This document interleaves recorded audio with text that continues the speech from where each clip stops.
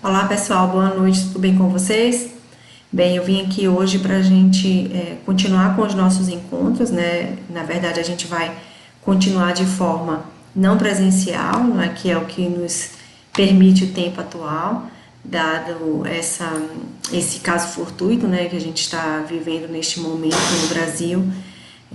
Vamos cada um fazer a nossa parte e tentar, portanto, evitar a disseminação do vírus na população que pode sofrer maiores consequências em face dessa contaminação. Então, por conta disso, eu estou aqui com vocês porque a gente não para, né? Enquanto instituição de ensino, nós estamos aqui para continuar com os conteúdos. Então, para que vocês não percam tempo, né? E para que a gente possa avançar no calendário acadêmico, a proposta é nós ministrarmos todas as aulas via remota, certo? Nós vamos então continuar com o nosso encontro que tivemos na última semana presencial, em que nós tratamos a respeito da LINDB, né?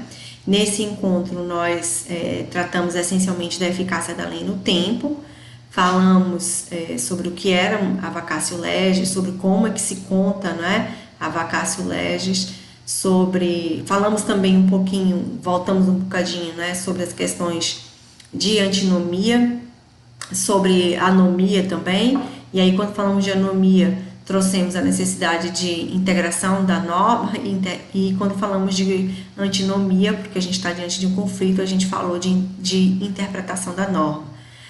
Lembramos alguns conceitos, inclusive de introdução ao estudo do direito, e ficou faltando, então, assim, no estudo da LINDB, avançarmos no que concerne a eficácia da lei no espaço. Essencialmente, a eficácia da lei no espaço é regulada na LINDB por dois princípios, que é o princípio da territorialidade e o princípio da extraterritorialidade. Da extraterritorialidade, como o próprio nome diz, portanto, a gente sabe que a regra geral é que a legislação brasileira ela deve se aplicar, portanto, no território brasileiro. E aí a gente entende como território brasileiro a extensão geográfica ocupada por uma nação, por um estado. Local, portanto, onde o Brasil poderá exercer a sua soberania, significa dizer diante das suas fronteiras geográficas. Obviamente que a gente pode usar esse conceito de território tanto de forma real quanto de forma fictícia, né? E a gente vai entender isso agora. Quando a gente fala do território real, verdadeiramente nós estamos tratando do conceito geográfico de território, ou seja, do conceito terrestre, é aquele que diz respeito, portanto, ao que abrange as fronteiras geográficas, né, brasileiras, tanto no solo como no subsolo, e aí determinando, portanto, geograficamente as fronteiras da nação, do país. E aí, portanto, a gente vai incluir, obviamente, as ilhas, os rios, os lagos, os mares, os golfos, as baías, os portos, a faixa territorial de extensão do mar, não é? Que banha as costas, e o espaço aéreo, como é óbvio. Isso se falando em território ficto.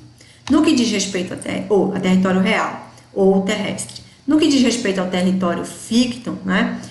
Obviamente a expressão ficto significa dizer fictício, ou seja, nós estamos tratando de uma ficção, porque não se trata de um conceito que a gente possa tangivelmente apalpar. A gente não pode, portanto, conceber uma fronteira geográfica quando se trata de uma noção de território de forma ficta. E o que significa dizer território ficto ou território fictício? Significa dizer o prolongamento das fronteiras geográficas de um país.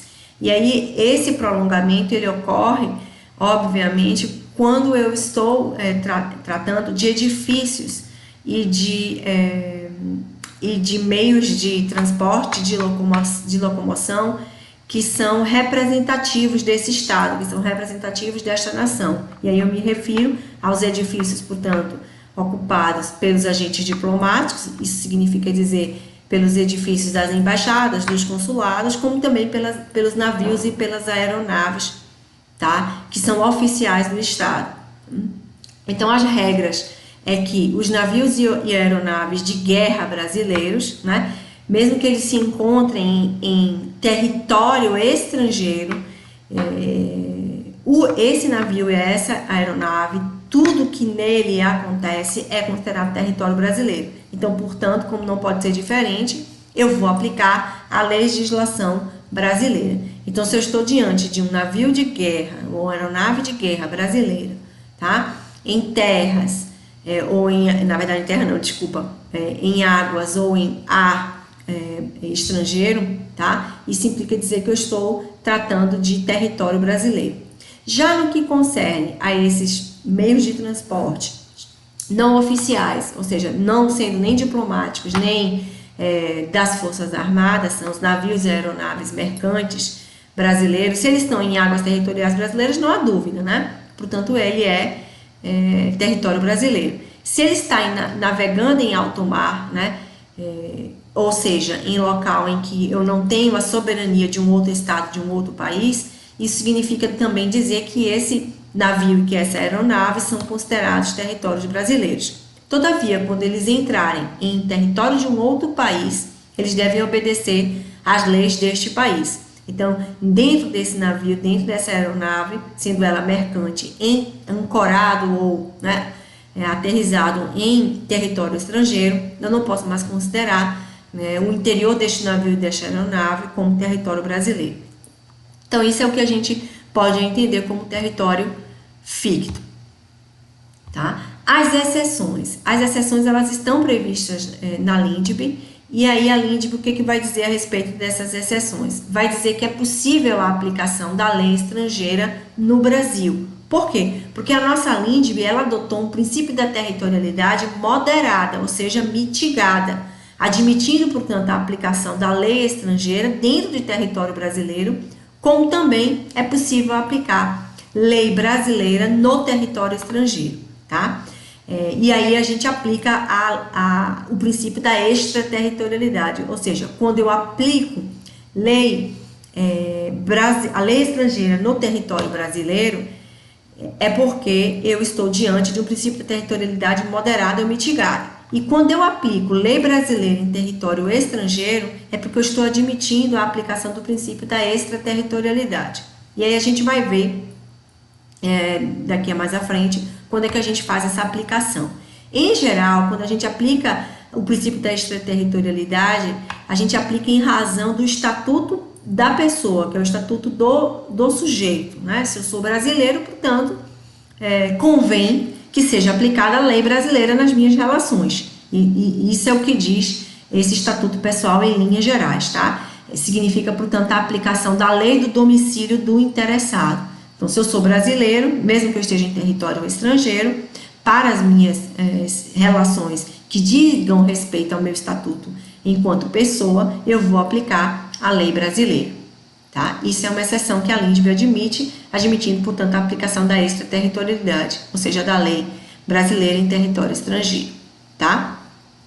Então, no princípio da territorialidade, né, fazendo aqui uma síntese, o país somente pode aplicar a norma nacional. Então, se o Brasil adotou esse princípio, se o Brasil adotasse estritamente esse princípio, isso implicava dizer que no território brasileiro não poderia ser aplicado lei estrangeira. No entanto, não foi isso que o Brasil adotou. O Brasil adotou uma teoria da territorialidade moderada ou temperada. Isso significa dizer que a gente pode aplicar lei estrangeira dentro do nosso território. Exemplo disso são as sentenças emitidas por juízes estrangeiros. Essas sentenças elas são admitidas no nosso território, mas para isso ela precisa passar por um processo de homologação. Esse processo de homologação ele é hoje tramitado dentro do nosso Superior Tribunal de Justiça, do STJ, tá?